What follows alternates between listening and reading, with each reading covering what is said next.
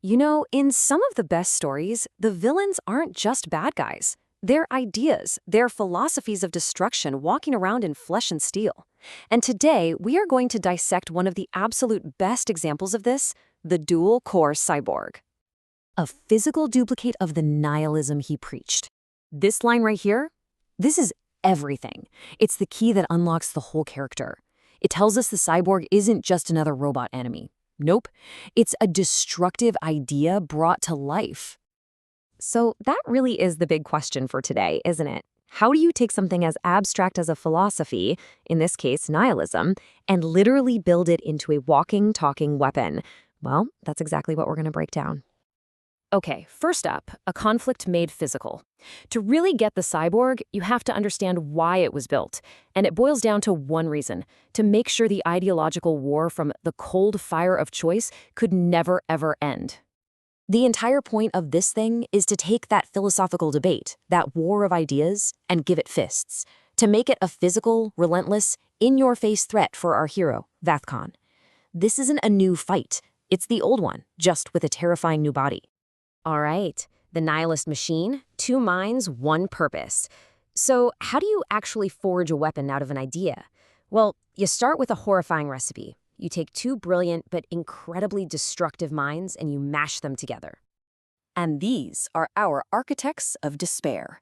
On one side, you've got the cold, calculating, human ingenuity of Dr. Aris Thorne. And on the other, you have the raw, chaotic, nuclear power of Vathcon's own past self. It's Thorne's brain combined with Vathcon's destructive nature. And the philosophy gluing it all together is nihilism. Thorne's brand of it is pretty simple and pretty terrifying. If life has no meaning, then the only thing left to do is destroy everything. And the cyborg? Well, it's the perfect tool for that job. So let's pop the hood, shall we? Anatomy of an ideology. We're going to look at the actual blueprints to see how these 2 dark philosophies were physically built into the cyborg's dual-core system.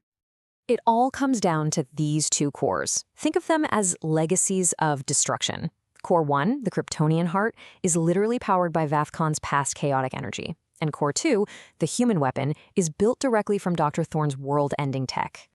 Let's look at Core 1. This thing is basically an infinite battery, a perpetual motion machine. After a huge battle where Vathcon unleashed this insane energy blast, some of his unique procryptonian nuclear fuel was left behind. They harvested it, and boom, you have a limitless power source. And then you have Core 2. This one is pure Thorne. It's a tiny version of his quantum flux capacitor. You remember his big doomsday device? They took that weapon of mass destruction, shrunk it down, and repurposed it into the cyborg's weapon system. The technological Hydra. Okay, so what in the world happens when you take an infinite power source and you plug it into a weapon designed for pure annihilation? What kind of monster crawls out of that lab?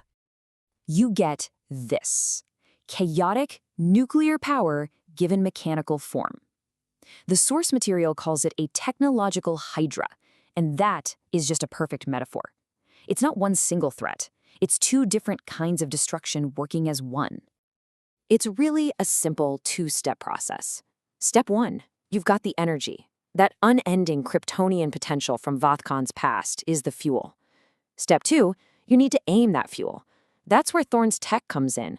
It provides the form, harnessing all that raw power and giving it a deadly purpose.